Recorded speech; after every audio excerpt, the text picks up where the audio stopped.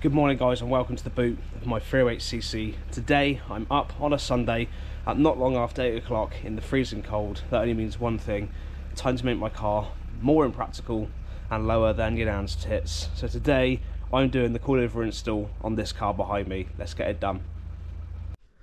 Okay guys, so here are the coilovers. Look at these beauties. So this setup cost me £580 from Germany. It took approximately 2 or 3 weeks to come. So it comes with an envelope full of all the warranty information, install details, that sort of thing. And then the suspension is here as it stands. Now, obviously, there is a slight complication. This is actually for the RCZ. Now, I bought these coilovers because A, I've used them before, and I can highly rate them.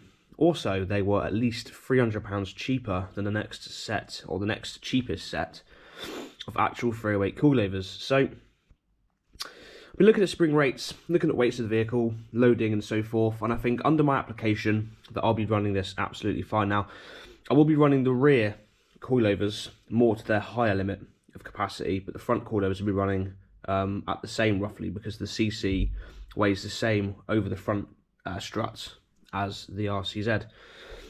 So all I can really say is maybe over time, and we're talking years, you might find there might be a degeneration. You might find there might be premature wear on the rear shocks and the springs due to the extra weight of the CC. But having looked at it in depth, it looks absolutely doable. So with this car, with 2 people in and a full boot, you're at the sort of full capacity of the rear shock setup, and the front is about what it would be with an RCZ. So as long as you're not carrying around 4 passengers all the time, daily in and out all the time, which I would imagine are not going to be, then it doesn't really pose any issues long term. Now, so also at the end of this video, after the install, and I'll show you how it looks, I'm going to use this vehicle for a week and tell you how it's been after a week. Just for those that are concerned about them being designed for a slightly different vehicle in the Peugeot range, I want to make sure everyone's really happy. So I'm going to do a week's update after the end of the install and the final video of the car being done, so you guys can see what exactly my feedback is within a week. And obviously if I do have problems, then I will let you know what they are, and I would imagine we're not going to have any. So here we are. As you can see, I've bought 2 brand new top mounts just because I didn't know what the top mounts were going to be on the original vehicle, and also at the same time it's just easier for the install rather than having to deal with compressing springs off of the stock shocks. It's just easier to buy a set for the money of new ones. So that is our front shocks. You can see height adjustable, the same here as well, and there are our rear shocks and rear springs. Now it does appear, and I did think that the RCZ shocks and springs were in fact smaller than the 308. But it looks upon inspection that they're fairly similar, so I will be recording any differences in the sizes of the struts and recording the differences in the sizes of the springs with that as well. And just to mention, this comes with only 1 spanner because it's just one singular spring with a locking nut in the centre. And then we've got here our rear mounts with the adjustable there. So that's the set. And for £580, you cannot complain. So as you can see guys, I've had so much frost this morning. It is very cold out here, but we're going to get it done. So here is the car. You want to have your bonnet open for this because we're going to be obviously taking away the wipers and scut panel and things to get to the top mounts for these. And my boot's open because I've got stuff in there that I can grab and go in between. So get your bonnet open and get around and loosen all of your lug nuts, because you don't want to get the car up. I overpointed this video and not be able to get the wheel off. It's a pain in the ass. So loosen those lug nuts and get that bonnet open. So we go to remove the scut panel. You want to take off the wipers, and they're a 16mm nut. I do it by hand just because you can do it gently, whereas the gun might damage it if they're on there very tight or very stuck. So yeah, just loosen those off like that. Now just remember that the driver's side wiper is lower and the passenger side wiper is the higher one, just so that put them on the wrong way around. I'll whack off half the top of your windscreen in the process. So the next bit is quite fun. Pull the seal off and pull it all the way out. So next you can gently put your finger underneath this flap and lift. You're lifting up and then pulling towards you to get. As we can see, Excellent design from Peugeot. Well done for putting the arms for the motor literally in the way. So I will show you a tip to ease access. And if you haven't guessed, it was just to pop the top joints on the wiper motor arms on both sides. You want to do that by just getting a pry bar underneath and just pushing it, and it will just pop off. So if you haven't guessed, we're doing the front first. Now the normal process would be to do the top mount nut first, then come down and do the drop link, then the bottom of well, the top of the hub, bottom of the strut. Now because I haven't got a vast array of tools, I'm actually going to be taking this off first, just because a lot of people have to end up cutting these off because they're very seized, or they've been put on so hard they just will not come off. So I'm going to remove this one first. Once that's removed, I know it's going to come off. Then I'll jump onto the top and then the bottom. So just bear in mind, if you haven't got access to a grinder and whatever else you might need if you need to cut this off. So if you haven't got access to a cut or a grinder or some way of getting this off, then I suggest that you go for this first. Take this one off. So you should only need to take this one off, and that is going to be a 16mm nut with a 4mm Allen key head. Now I'm going to try and gun it off first, but I'd imagine it'll catch and just spin round the head on the back here. So I'm going to gun it off first, and if not, or whatever's left over of you trying to gun it off, stick the spanner around here, Allen key through, and you're just going to switch them around lefty loosey, obviously, on the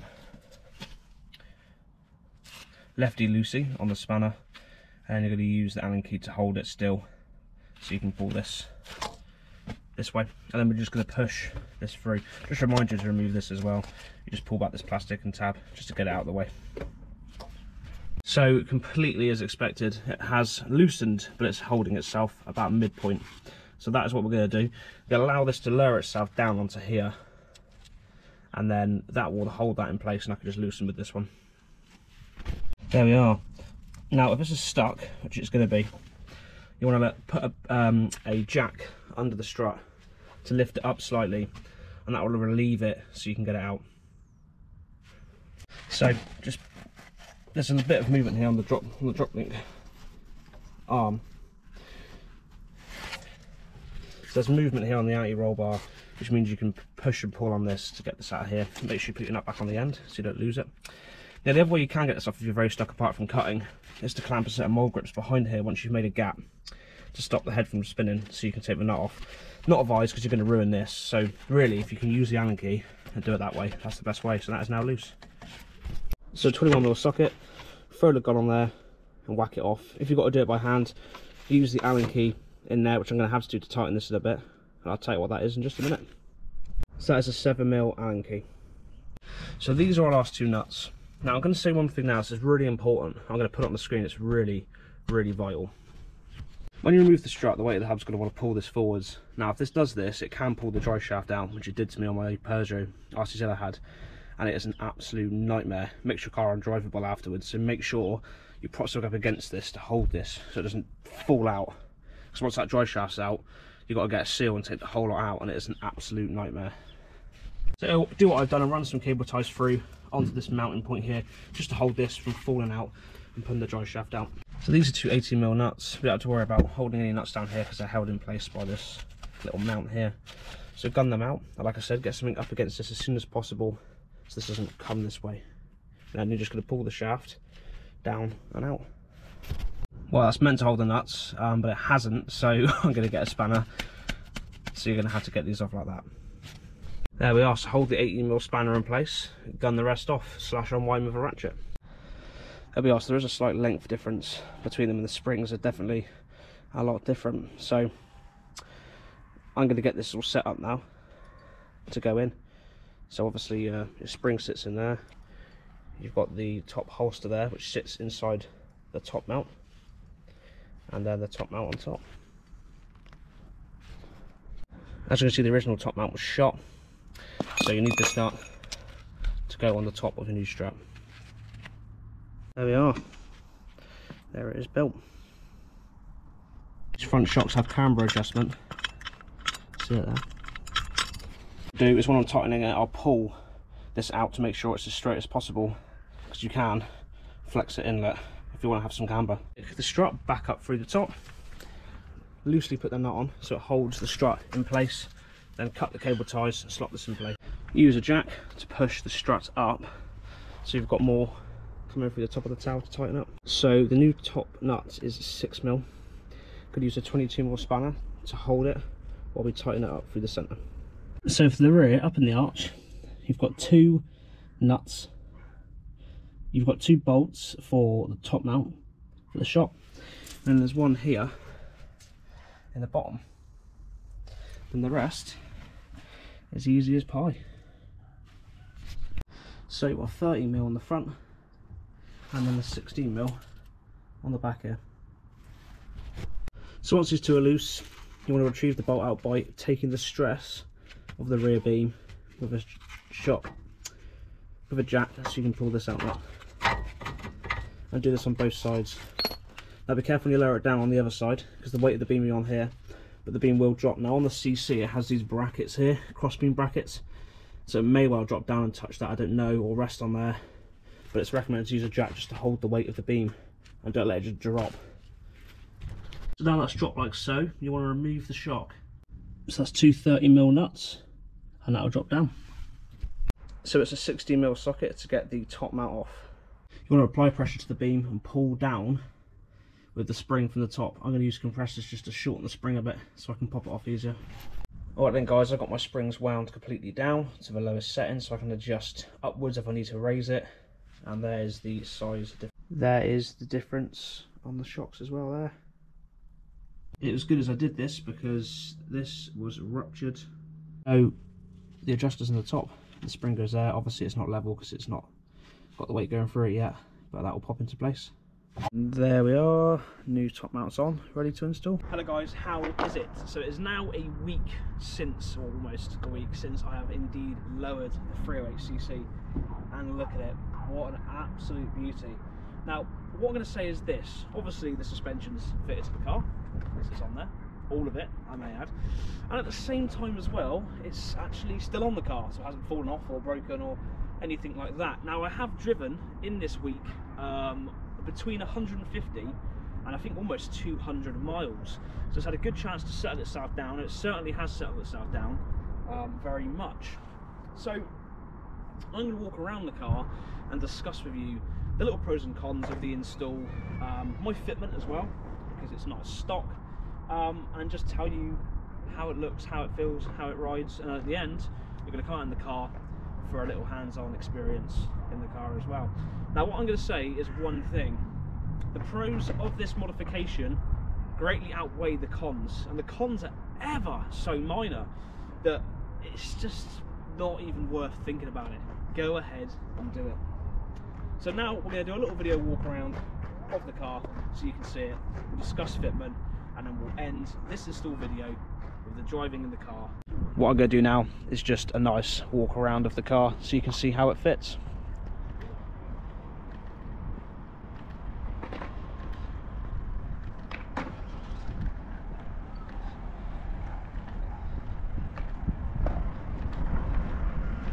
There we are, absolutely stunning.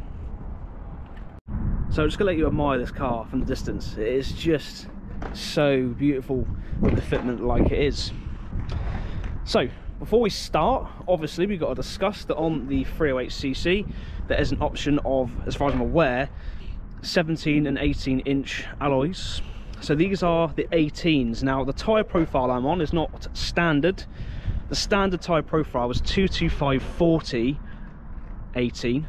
These are 225/45 18, which has probably actually aided the fitment and helped to lift the car just a little bit higher off the ground as well.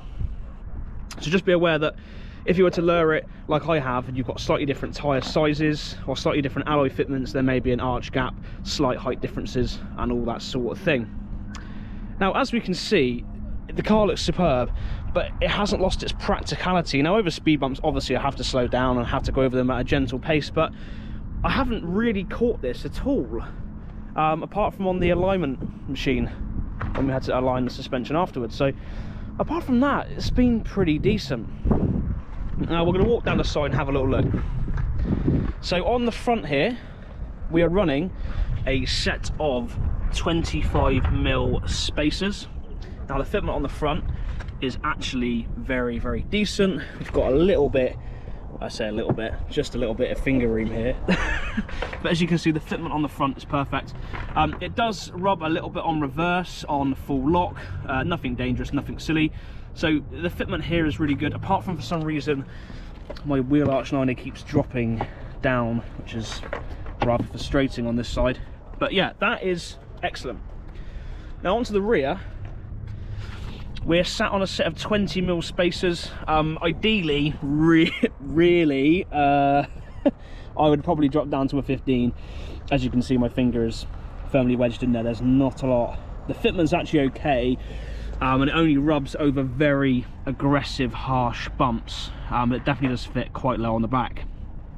Now, in regards of the suspension as it currently stands, this front strut, or these front struts, are currently wound halfway down. So you have got quite a lot of wriggle room up and down on the front, if you so wish. Now on the back, the springs are almost maxed out. Almost maxed out.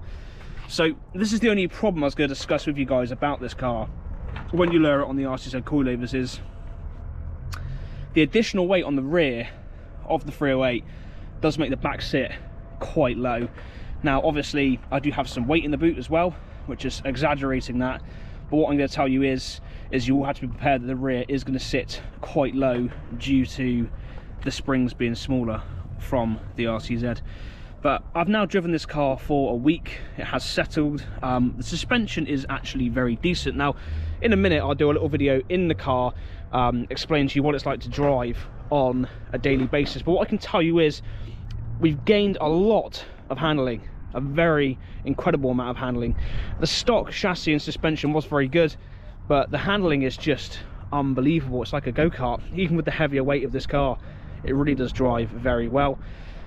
And actually at the same time,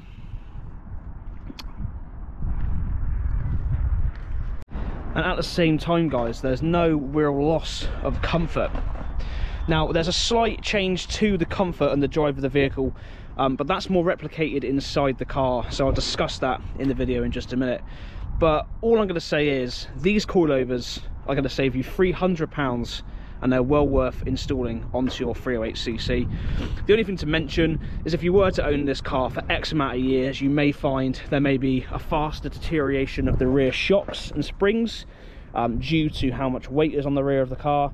The front of the 308cc and the RCZ is fairly similar, so it's only the rear where you may have premature wear over time. But in the lifetime that most people own a car, I don't think you're going to have that problem whatsoever. So we're going to jump inside the car now and talk about the pros and cons of lowering the car for the drivability. But as we said,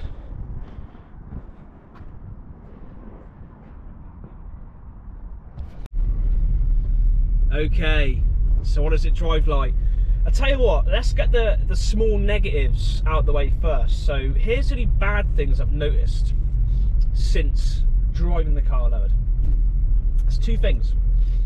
Now if you've owned any Peugeot before, you'll know that over harsh bumps and potholes and all that sort of thing that you try and miss most of the time, there's quite a strong shudder through the steering wheel.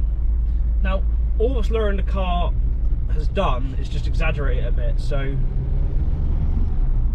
you do notice when you go over bumps and bits like that, yeah, it does give you a bit more of a noticeable jolt through the steering wheel, more than what it would normally be. So that is circumstantial. The only negative, again, these aren't really negatives, these are very minor things. The only other negative that I can see is that, although this again depends on tyres and other things, I've noticed there's a slight bit more of a feedback through the steering wheel at higher speeds, i.e. there's a slight bit of vibration. Now nothing aggressive, the whole steering wheel isn't shaking, it ain't going to come out of your hand or isn't uncomfortable, but there's just a little bit more road noise picked up by the coilovers. Obviously they're new bushes on the coilovers as well. So apart from the feedback through the steering wheel on the jolts, the occasional jolts, and the slight bit of sort of noticeable feeling through the steering wheel over speeds of probably 60 miles an hour, that's it. There is no other negatives, apart from the fact that obviously you have to go over speed bumps slowly, and certain places are a little less accessible due to your ride height, but that's just self-explanatory. You don't lower your car if you ain't going to be scraping it a little bit, do you know what I mean? So on to the positives, and well, the list is just everlasting. But all I'm going to say is this: the car handles superbly as a stock car. Now, obviously the 308cc is packing a lot of extra weight that the 308 hatchback wouldn't have, so you wouldn't have this problem so much, but body roll was always going to be there. Now, this has practically eliminated the body roll completely, and this thing drives like it is on like it's a go-kart. It is absolutely unbelievable. It's completely transformed what was a fairly nimble, heavy car into a much more nimbler, still heavy car. And really the only other thing I can really say to finalise it, apart from the obvious, the looks and the benefits, is that actually with these coilovers the comfort hasn't gone. So I'm actually finding that apart from that sort of feedback through the steering wheel, that it's not actually uncomfortable. It's not you know, bone shattering. Now, over undulations in the road, you will find that there is a slight bit more sort of firmness to it, which does come up through the car and obviously through you. So sometimes there's a little bit of a bounce, but really I can't see any real difference on daily driving between stock suspension and what's on the car now, other than the firmness. So basically what I'm saying is, the moral of the story of the 308 coilover install is go and do it. Just go and do it. It's as simple as that. And there's not really much else I can say other than it's just great. It really is. So guys, thank you very much for watching this install video. I am greatly happy with the final finish, the final feeling of the car. It's just excellent, and I found that on a day-to-day basis the ride height change hasn't really caused me any issues. I had to go over speed bumps at work, which are actually quite aggressive, and I can get over those just yeah, it's just as simple as that. Go and get it done and don't mess around. The link's in the description for the coilovers and the bits that I used. Please take my warnings and recommendations strongly, because if you don't, you will have issues like I've had along the way. So guys, I hope you enjoyed this video, and there's plenty more 308 content to come very soon. Have a great day. I'll see you all